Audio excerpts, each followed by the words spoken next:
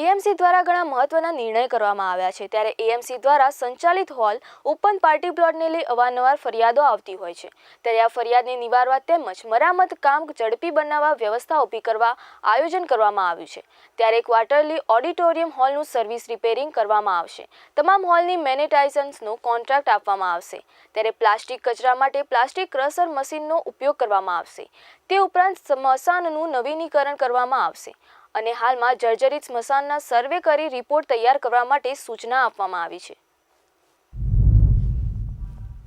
અમદાવાદ મહાનગરની અંદર જુદા જુદા જે અંતિમ ધામો આવેલા છે, બીએફની પાછળ આવેલું વાડજનું થલતેજ હોય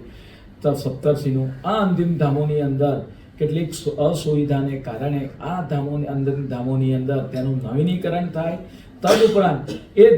અંતિમ ધામ સારી રીતે એનું સંચાલન થઈ શકે તે માટે આજ રોજ સ્ટેન્ડિંગ કમિટીની અંદર એની ચર્ચા કરવામાં આવી છે। સ્ટેન્ડિંગ કમિટીની અંદર અમદાવાદ મહાનગરના 70 કરતાં વધારે હોલો, ઓડિટોરિયમ અને ઓપન પાર્ટી પ્લોટો આવેલા છે।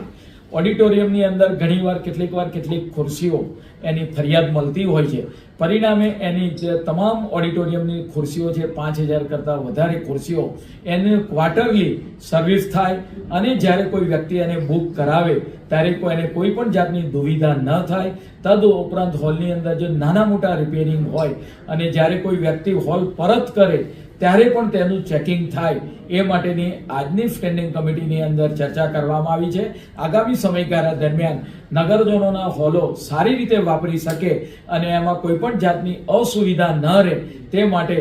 એની અંદર સ્ટેન્ડિંગ કમિટીની અંદર ચર્ચા કરવામાં આવી છે।